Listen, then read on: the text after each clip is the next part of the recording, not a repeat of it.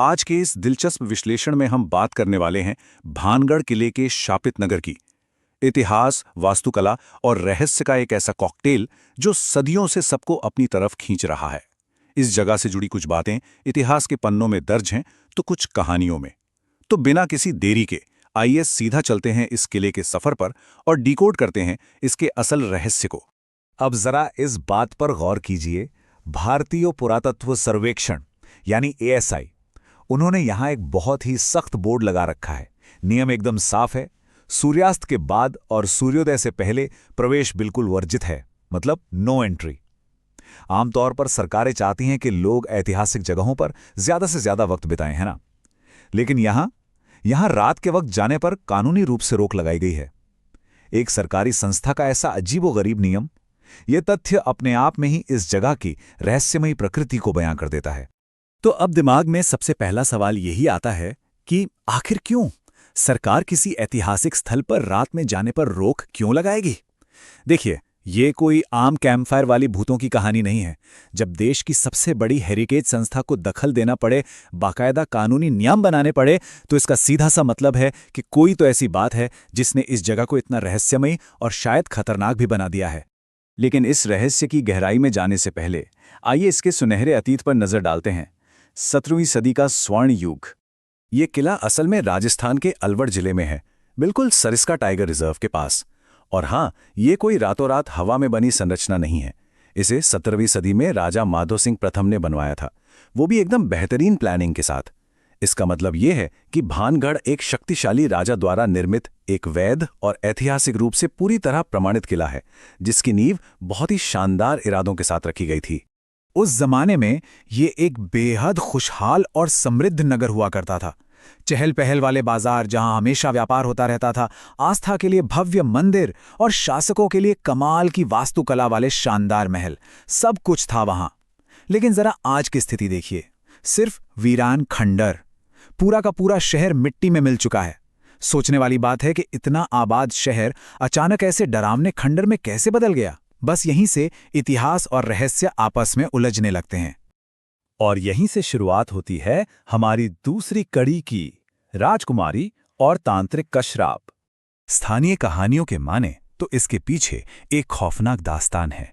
कहते हैं कि सिंघिया नाम का एक तांत्रिक था, जिसे भानगढ़ की बेहद खूबसूरत राजकुमारी रत्नावती से एक तरफा प्यार हो गया। अब एक तांत्रिक और राजकुमारी का क्या मेल? तो उसने राजकुमारी को हासिल करने के लिए काले जादू का सहारा लिया।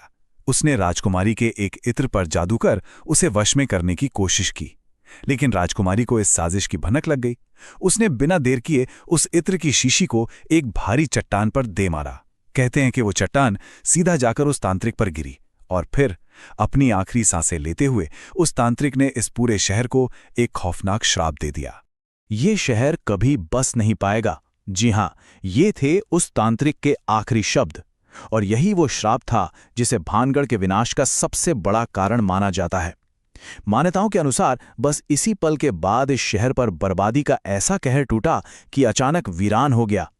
कहा जाता है कि उसके बाद आज तक कोई भी यहां दोबारा बसने की हिम्मत नहीं जुटा पाया। धीरे धीरे समय और प्रकृति ने उन शानदार महलों को इन डरावने खंडरों में तब्दील कर दिया। खैर, कहानियां तो अपनी जगह हैं। अब बात करते हैं आधुनिक नजरिए की, भूतिया दावों के मुकाबले विज्ञान। आज के समय में भानगढ़ को लेकर दो बिल्कुल अलग अलग खेमे हैं। एक तरफ वो लोग हैं जो पैरानॉर्मल बातों पर यकीन करते हैं। उनका दावा है कि खंडरों में अजीब आवाजें आती हैं, परछाइयां दिखती हैं और रात में अजीबोगरीब हलचल महसूस होती है। कुछ लोग तो शाम ढलते ही उस तरफ देखना भी पसंद नहीं करते। लेकिन दूसरी तरफ हमारा विज्ञान खड़ा है। वैज्ञानिक नजरिया इसे सिरे से खारिज करता है। उनके हिसाब से ये सब महज अफवाहें और इंसानी दिमाग का मनोवैज्ञानिक खेल है। जब हम कोई डरावनी कहानी सुन लेते हैं ना, तो अंधेरे में हवा की आवाज भी किसी के रोने जैसी लगने लगती है। सारा खेल दिमाग का है। अब सच चाहे जो भी हो, पैरानॉर्मल या साइकोलॉजिकल, एक बात तो बिल्कुल तय है, भानगढ़ किला आज भी भारत के सबसे मशहूर भूतिया स्थानों में टॉप पर आता है। लोग यहां भूत प्रेत की डरावनी कहानियों की वजह से आए या फिर 17वीं सदी की कमाल की वास्तुकला देखने, ये जगह पर्यटकों को चुंबक की तरह खींचती है।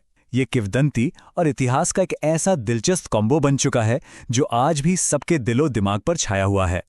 और इसी के साथ हम एक बहुत ही गहरे और दिलचस्प सवाल पर आकर रुकते हैं क्या भानगढ़ की असली ताकत सचमुच उन असली भूतों में है जिनका दावा किया जाता है, या फिर इंसानी दिमाग की उस फितरत में है जो अनसुलझे रहस्यों की तरफ अपने आप खिंची चली जाती है? क्या सच में वहां कोई श्राप काम कर रहा है, या सिर्फ एक कहानी की ताकत है जिसने सदियों से इन निर्जीव पत्थरों को रहस्यमय बनाए रखा है? शायद इसका कोई एक सटीक जवाब कभी न मिले, लेकिन सच कहें तो यही बात भानगढ़ के खंडरों को इतना खास और हमेशा के लिए विचारणीय बनाती है। तो आज के इस विश्लेषण में बस इतना ही। अगली बार एक नए और रोमांचक विषय के साथ फिर मुलाकात होगी।